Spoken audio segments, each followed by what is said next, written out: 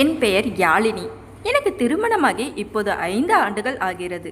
எங்களுக்கு காதல் திருமணம்தான். 5 ஆண்டுகள் என்பது ஒரு நீண்ட காலம்.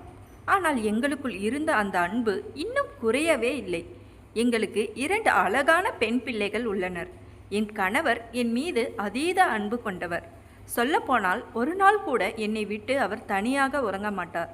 நானும் அப்படிதான். அவர் இல்லாமல் என்னால் ஒரு நிமிஷம் கூட இருக்க முடியாது. தினம்தோறும் நாங்கள் மிகவும் சந்தோஷமாக ஒருவருக்கொருவர் துணையாக வாழ்ந்து வந்தோம். எங்கள் வாழ்க்கையில் எந்த பிரச்சனையும் இல்லை என்று நினைத்து கொண்டிருந்த போதுதான் ஒரு சம்பவம் நடந்தது. ஒரு நாள் எனக்கு உடல்நிலை மிகவும் சரியில்லாமல் இருந்தது.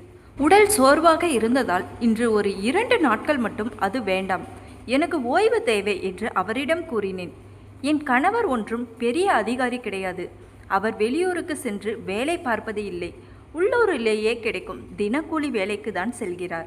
நான் பக்கத்தில் இருக்கும் ஒரு பெரிய தனியார் கம்பெனியில் வேலை செய்கிறேன். அந்த மாத சம்பள தொகையை வைத்துதான் என் பிள்ளைகளை நல்ல பள்ளியில் சேர்த்து படிக்க வைக்கிறேன். நாங்கள் கஷ்டப்படுவது போல எங்கள் பிள்ளைகள் பிற்காலத்தில் கஷ்டப்படக்கூடாது என்பதில் நான் உறுதியாக இருக்கிறேன். அதற்காக பகலும் இரவும் பாராமல் நான் உழைத்து கொண்டிருக்கிறேன்.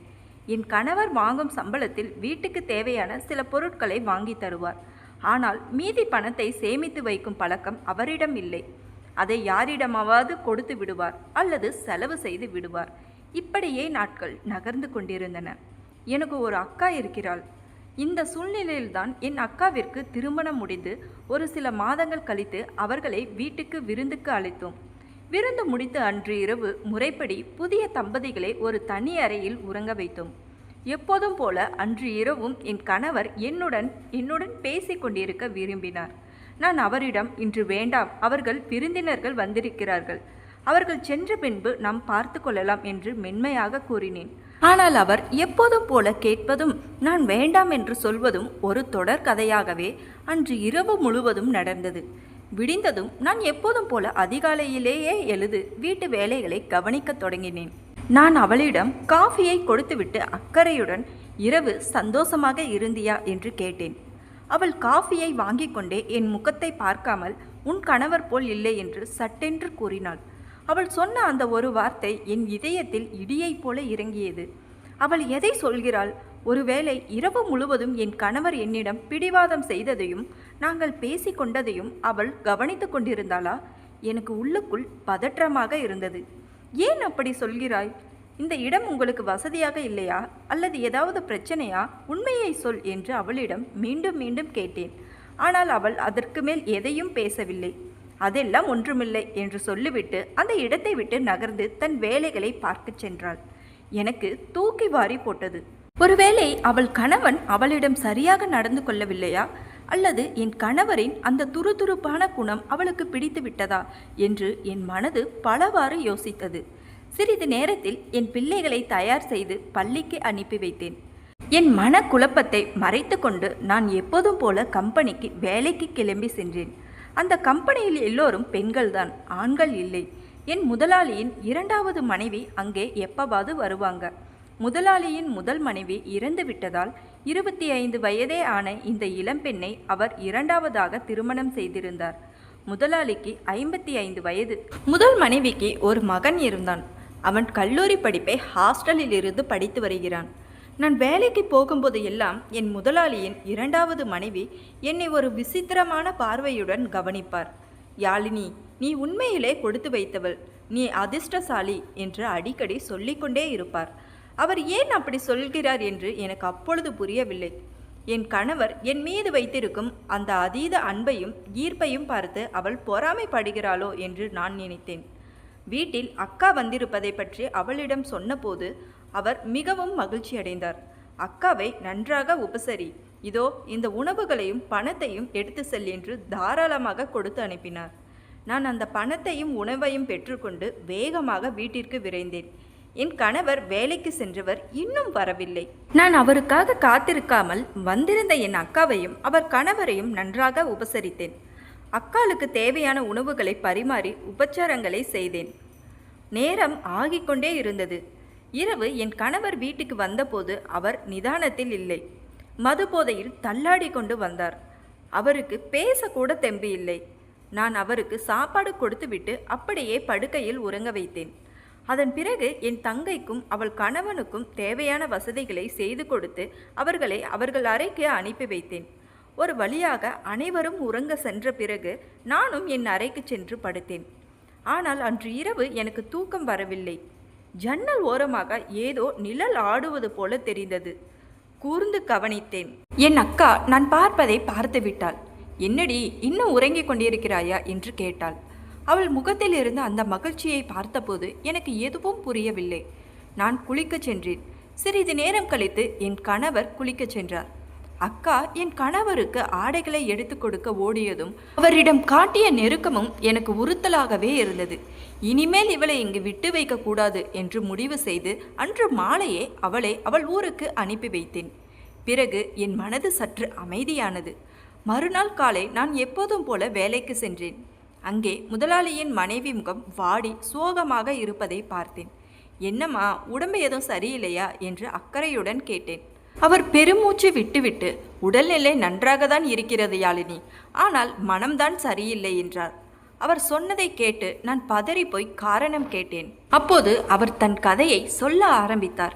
யாழினி, என் வீட்டில் பெரிய பொருளாதார கஷ்டம். இந்த வறுமையை போக்கத்தான் என்னை இந்த 55 வயது மனிதனுக்கு 2ஆம் தாரமாக திருமணம் செய்து வைத்தார்கள். ஆனால் இப்பொழுது அவர் என்னை கவனிப்பதே இல்லை. நான் இந்த கூண்டில் அடைப்பட்ட கிளி போல வாழ்கிறேன். உன்னையும் உன் கணவரையும் பார்க்கும்போது எனக்கு பொறாமையாக இருக்கிறது என்று வருத்தத்துடன் புலம்பினார். நாங்கள் பேசிக்கொண்டிருந்த போதே முதலாளி அங்கே வந்தார். மனைவியை பார்த்ததும் அவர் முகம் கடுகடுவென மாறியது. அவர் மனைவி பயந்து உள்ளே சென்று விட்டார். முதலாளி என்னிடம் வந்து, யாழினி, உன் கணவர் என்ன வேலை செய்கிறார்? அவர் வெளியில் அலைந்து வேலை செய்வதை விட இங்கே வர சொல்லு, என் கார் டிரைவராக வேலை செய்யட்டும் என்றார். அப்புறம் அவருக்கு மது அருந்தும் பழக்கம் ஏதும் இல்லையே என்று கேட்டார். நான் பயத்தில், இல்லை ஐயா, அவருக்கு அந்த பழக்கமெல்லாம் கிடையாது என்று பொய் சொன்னேன். சரி, நாளையிலிருந்து அவனை இங்கே வேலைக்கு வரச்சொல் என்று கூறிவிட்டு அவர் சிரித்து கொண்டே சென்றார். நான் வீட்டுக்கு சென்று என் கணவரிடம் விஷயத்தை சொன்னேன். வெளியில் கஷ்டப்பட வேண்டாம், முதலாளி வீட்டிலேயே வேலை கிடைத்து விட்டது. ஆனால் நான் ஒரு பொய் சொல்லி இருக்கிறேன். நீங்கள் குடிக்க மாட்டீர்கள் என்று சொல்லிதான் வேலையை வாங்கினேன். குடித்தால் நம் இருவர் வேலையும் போய்விடும், பிள்ளைகளின் எதிர்காலம் வீணாகிவிடும் என்று எச்சரித்தேன்.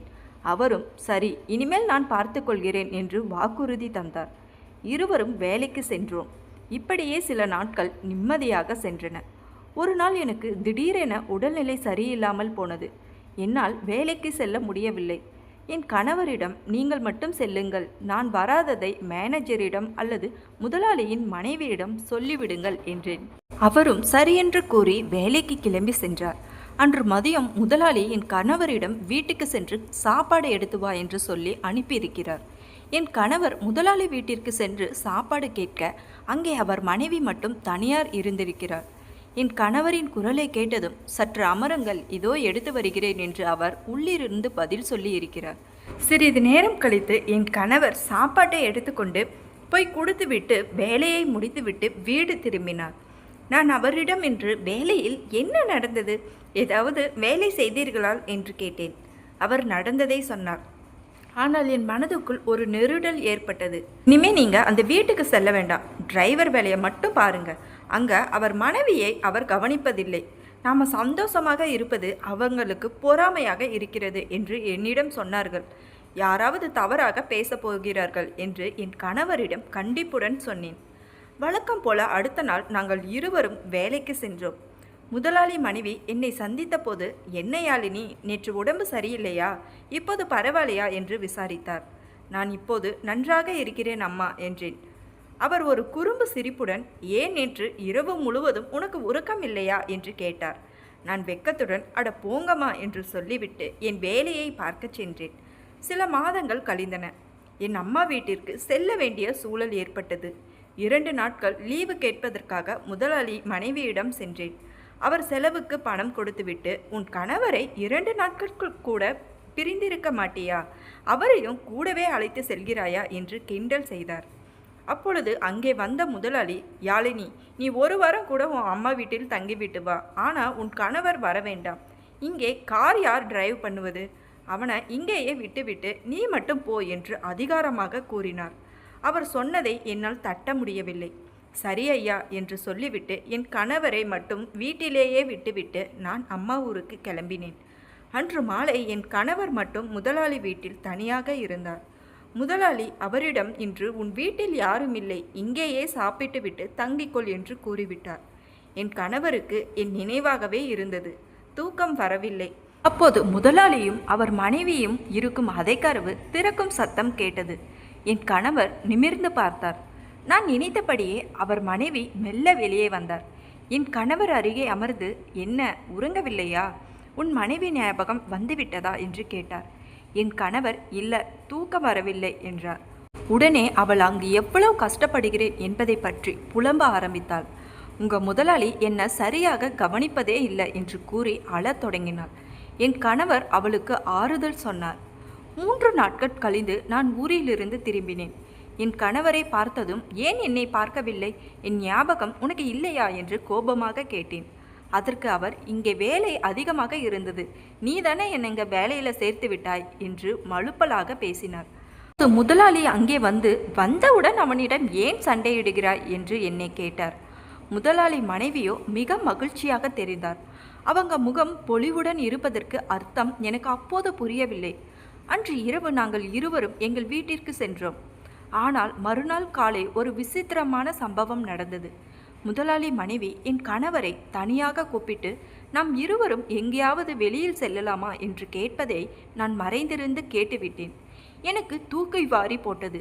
இது தவறாக தெரிகிறதே. நான் ஊருக்கு சென்றபோது ஏதோ விபரீதம் நடந்திருக்கிறது என்று என் உள்மனம் எச்சரித்தது. இருந்தாலும் அப்படியெல்லாம் இருக்காது என்று என்னை நானே சமாதானப்படுத்தி கொண்டு என் வேலையை பார்த்து கொண்டிருந்தேன். அப்போது திடீரென்று முதலாளியின் ஆக்ரோஷமான சத்தம் கேட்டது. நான் பதறிப்போய் ஓடி பார்த்தேன். அங்கே நான் கண்ட காட்சி என் கண்களை என்னாலேயே நம்ப முடியவில்லை. அவர்களுடைய நடத்தை பார்த்தவுடன் நான் அதிர்ச்சி அடைந்தேன். அதை பார்த்த முதலாளி ஆத்திரத்தில் அவரை கோபமாக தட்டி கேட்டார்.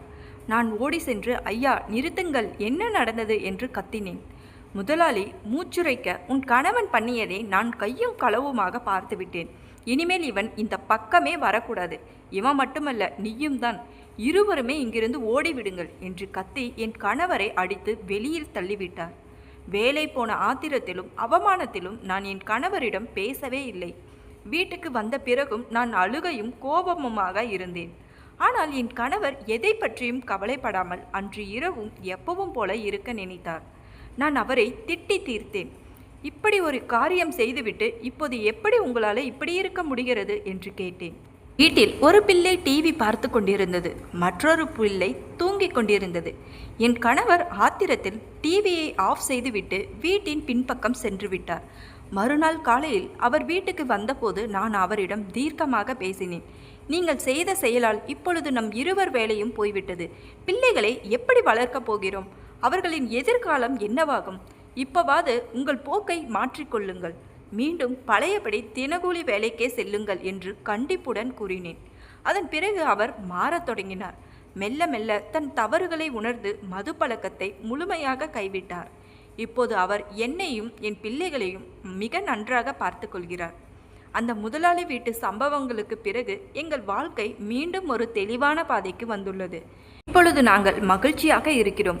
இந்த கதை விழிப்புணர்வு நோக்கத்திற்காக மட்டுமே. ஒரு தவறு குடும்பத்தையே சிதைக்கும். ஒரு சிறிய தவறு கூட ஒரு குடும்பத்தின் வாழ்க்கையை சிதைக்க முடியும்.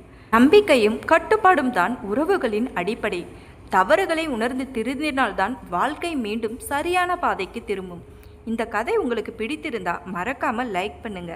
இது போன்ற விறுவிறுப்பான மற்றும் படிப்பினை தரும் உண்மை கதைகளை தொடர்ந்து கேட்க நம்ம பவி டாக்கிங் சேனலை சப்ஸ்கிரைப் பண்ணி ஃபாலோ பண்ணுங்க ஃப்ரெண்ட்ஸ்.